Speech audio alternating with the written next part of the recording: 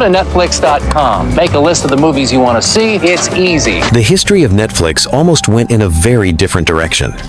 At one point, Netflix was a small DVD rental business that was close to shutting down. They were losing money and trying to sell the company to their biggest competitor, Blockbuster. Blockbuster turned the offer down and laughed them out of the room. Years later, Blockbuster was gone, while Netflix went on to replace the entire video rental industry. That didn't happen by accident. So, how did Netflix get here? In the late 1990s, the internet was still new. Very few people were buying things online, and most businesses didn't know if it would even work long term. Around this time, Marc Randolph was set on one goal. He wanted to start an internet business. He had seen early online companies finding success and believed there was an opportunity, but he didn't know what kind of business to build.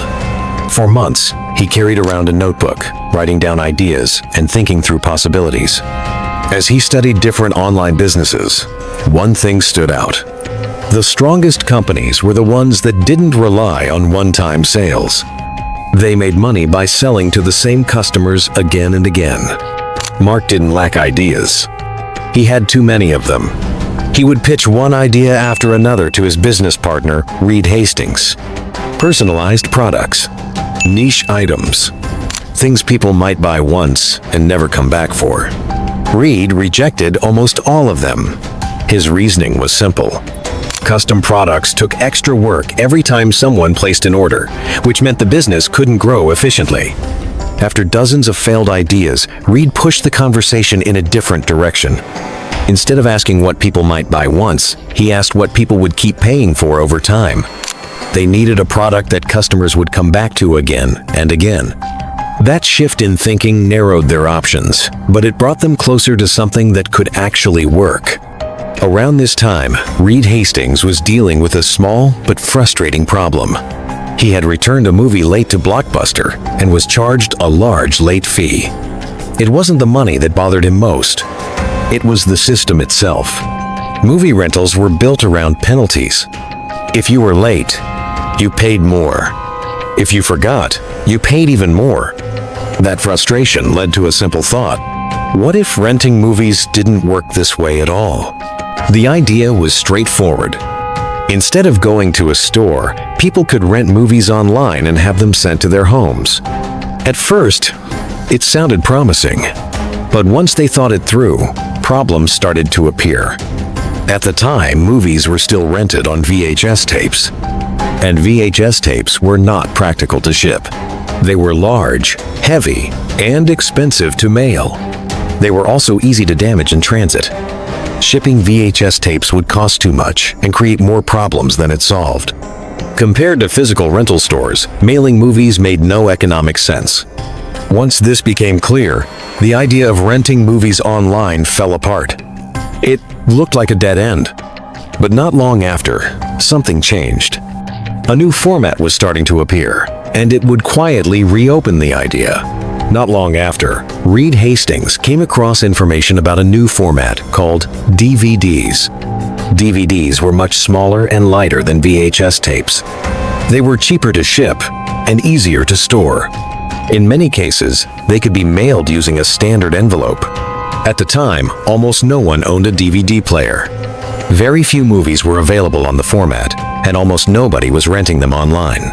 Still, Marc and Reed believed DVDs would replace VHS as the standard way people watched movies. That decision became the foundation of Netflix. With the idea in place, Marc and Reed moved forward. The plan was simple. They would buy DVDs.